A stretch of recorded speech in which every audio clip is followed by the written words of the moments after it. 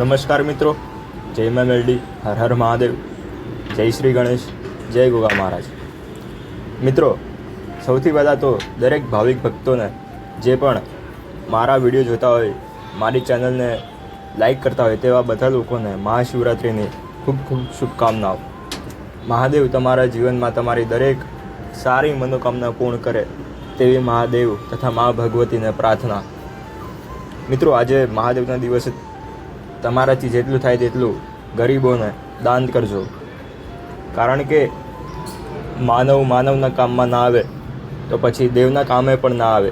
તેવું વિચારીને પહેલાં તમે જે માનવ લોકો છે તેમનું હિત વિચારજો, તો દેવ હશે તો તમારું હિત વિચારશે. જરૂરથી તમે આજે દાન પુણ્ય કરજો, જેથી મહાદેવ પ્રસન્ન થાય.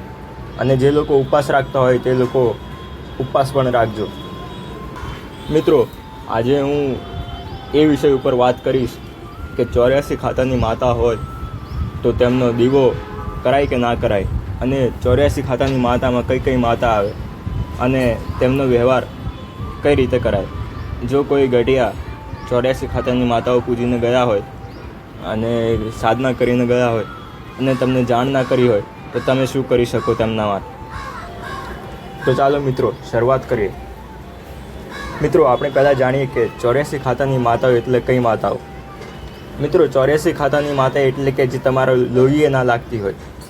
લોહીએ લાગે તમારી કુળદેવી, તમારી ઘરની સિકોતર, તમારી ચઢેવ માતા, એવી બધી જે લોહીએ લાગતી હોય, એનાથી વિપરીત જે સાધનાથી પ્રસન્ન થઈ હોય, જે ભોગ બલિદાનથી પ્રસન્ન થઈ હોય, જેને તમારા ગઢિયા પૂર્વજો કામ કરવા માટે, કોઈ જગ્યાએ મોકલવા માટે, ન્યાય લેવા માટે અથવા તો વટ પાડવા માટે, એ તેવા કાર્યો માટે પ્રસન્ન કરી હોય, જાગૃત કરી હોય તેવી માતાને 84 ખાતાની માતાઓ કહેવાય. 84 ખાતામાં ઘણી બધી માતાઓ આવે છે. હું તેમાંથી થોડી માતાઓનું નામ લઈને તમને જણાવું. જેમ કે ખપ્પર જોગણી માતા, જહુ ઝોપડી માતા, દીપો ઝોપડી, અખત ઝોપડી, મસોણી મેલડી, મડાખાઉ મેલડી. આ બધી 84 ખાતાની માતાઓ છે. 84 ખાતાઓની માતાઓનો દિવસ એટલે કાળી ચૌદસ. વર્ષમાં એક જ વાર ગઢિયાઓ પહેલાં 2 જ દિવસે દેવના દીવા અને નિવેદ કરતા. જે લોહીએ લાગતી માતાઓ હોય તેમને 8મના દિવસે નવરાત્રિમાં જમાડતા. વર્ષમાં એક જ વાર એમનો દીવો કરતા. અને જ્યારે કાળી ચૌદસ આવે ત્યારે આવી 84 ખાતાની માતા હોય તેમને જમાડતા. અને 12 મહિનાનો એકવાર તેમનો જે પણ તમે ટેક્સ ગણો કે તેમનો હક ગણો તે આપતા. પહેલાંના સમયમાં તંત્ર ગુરુ ખૂબ જ વધારે હતા અને લોકોમાં સાધના કરવાની રુચિ પણ બહુ વધારે હતી. તે કારણથી આપણા ગઢિયાઓ ઘણી જગ્યાએથી લોકો પાસે શીખીને આવી માતાઓને જાગૃત કરતા કે કાલે ઉઠીને તેમના ઉપર કોઈ પ્રહાર થાય તો સામે તે પ્રહાર કરી શકે. તે માટે આવી ખતરનાક કે તમે કહી શકો કે ડેન્જર ઝોનવાળી માતાઓ અમને જાગૃત કરતા. પરિવારની રક્ષા માટે અને પોતાનો વટ પાડવા માટે આવી માતાઓને જાગૃત કરતા. ઘણી જગ્યાએ સાધનાવાળી માતાઓ હોય છે કે જાતે સાધના કરીને જાગૃત કરી હોય, અને ઘણી જગ્યાએ ભાઈબંધીની માતા હોય. ભાઈબંધીની માતા એટલે કે જેમ કે કોઈ રબારી હોય અને તેની મિત્રતા કોઈ દેવી પૂજક સમાજના વ્યક્તિ સાથે હોય, અને મિત્રતામાં એને દેવી પૂજક સમાજની કોઈ માતા ગમી ગઈ હોય કે આ માતાનું કામ જોરદાર છે, તો તે માતા જોડે, તેના ભાઈબંધ જોડેથી એ માતા લાવે અને તેને હક આપે, 12 મહિને એકવાર નિવેદ આપે અને તેમની જોડે કામ કરાવે. આવી રીતે ભાઈબંધીની પણ માતાઓ હતી. સમય જતાં એવું બન્યું કે આપણા ગઢિયાઓને લાગ્યું કે આવતા સમયમાં જે આપણી વસ્તી હશે, જે આવશે, નવી પેઢી આવશે, તે આ માતાઓનો ધર્મ સાચવી નહીં શકે, તેમનો વ્યવહાર સાચવી નહીં શકે. તે માટે તેમને આવનારી વસ્તીઓને જણાવ્યું નહીં કે અમે આવી માતાઓને અંદર ખાને પૂજીએ છીએ. તે કારણથી આજે ઘણા બધા લોકોના જીવનમાં આવી માતાઓ નડવા ઉતરે છે. માતાઓ તો મિત્રો કોઈ ખરાબ નથી હોતી, બધી માતા એક સરખી જ હોય છે. તમે મસાણી મેલડીને ગણો તો મસાણી મેલડીને આજના લોકો ગણતા હોય કે ખૂબ જ ક્રોધિત અને જેને કહીએ કે આપણે જેનામાં દયા ના હોય એવી માતા છે. પણ ના મિત્રો, મસાણી મેલડીને ભગવાને તેનું કાર્ય સોંપ્યું છે. તે કાર્ય કરવા માટે તે માતાજી બંધિત છે. પણ એવું નથી કે એમનામાં દયા નથી. અને તમે અંબાજી માતા લો કે ઉગતાની માં મેળવી લો, જે એ માતા છે તેમને ભગવાને તેમનું કાર્ય સોંપ્યું છે. એટલે જે સાત્વિક માતાજી છે તે તેમનું કાર્ય બંધિત છે. અને જે આપણે તામસિક માતાજીની વાત કરીએ તો તેમના પણ દયામાં છે જ, પણ તેમને ભગવાને જે કાર્ય સોંપ્યું હોય તે કાર્ય તેમને કોઈ પણ રીતે કરવું જ પડે. તેમને ભગવાનના ઘરે હિસાબ આપવો પડે. એટલે માતાજીની દરેક માતાજીની શક્તિ એક જ છે, રૂપ અલગ અલગ છે. અને રૂપ ફરે એટલે તેમની કાર્ય કરવાની સિસ્ટમ પણ ફરી જાય. એટલે એવું માનવું નહીં કે આ માતાજી સારા છે, આ ખરાબ છે, આ માતાજી મેલી છે, આ માતાજી ચોખ્ખી છે. એવું કોઈ દિવસ કરવું નહીં. નહીં તો તમે પણ પાપના ભાગી બની જશો. દરેક માતાજીને સારી દ્રષ્ટિએ જ જોવું.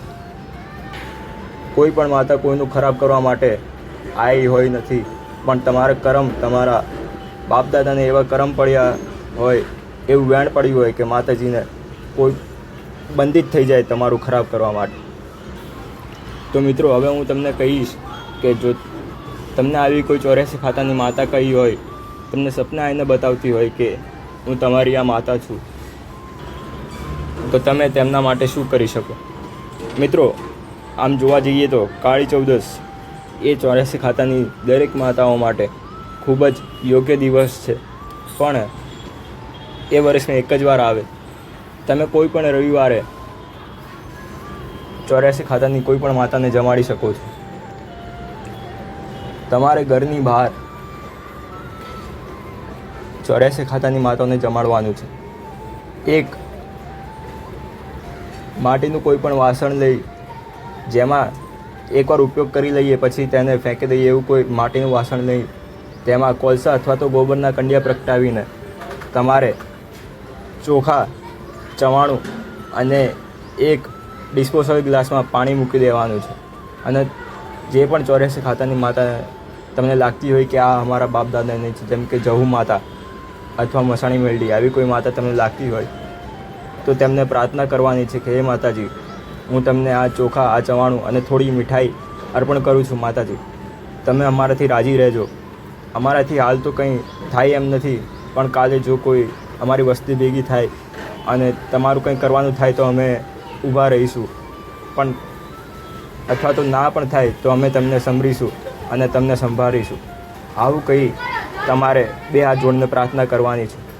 અને મિત્રો, એક ભાઈ પૂછતા હતા કે ઘરની બહાર 84 ખાતાની માતાનો કોઈ પણ દીવો કરી શકાય કે નહીં? તો મારો જવાબ છે કે ના.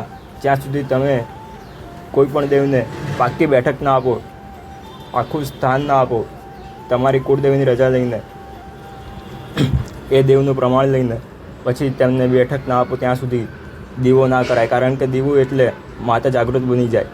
તમે 6-7 મહિના કોઈ પણ દેવનો દીવો કરો એટલે પછી એ માતા જાગૃત બનીને તમારા ઘરના આંગણે ઊભી રહી જાય. અને કાલે તમે પછી કોઈ ભૂવાને કીધે પાછી માતાનો દીવો બંધ કરી દો, તમારી કુળદેવી એતરાજ થઈ જાય. એ માતા જે તમે દીવો કરતા હોય એ પણ એતરાજ થઈ જાય. એટલે આવી ભૂલ કરતા નહીં. તમે 2 અગરબત્તી ઘરની બહાર કરી શકો છો અને તે માતાને સમરીને તેમનું સ્મરણ ચાલુ રાખવાનું મનમાં હંમેશા. તો માતા તો તમારું સારું જ કરશે, કોઈ ખરાબ કરશે નહીં. પણ દીવો અથવા તો બેઠક હાલ આપતા નહીં. અગરબત્તી અને જેમ મેં કીધું વ્યવહાર આપવાનું, મીઠાઈ, ચવાણું અને ચોખા, આટલું કરી દેજો તો જરૂરથી માતા તમારા પર પ્રસન્ન થઈ જશે. મિત્રો, આજ માટે આટલું જ. હું મારું બધું જ્ઞાન મહાદેવ તથા ગોગા મહારાજના ચરણોમાં અર્પણ કરું છું. નમઃ પાર્વતી પતિએ હર હર મહાદેવ.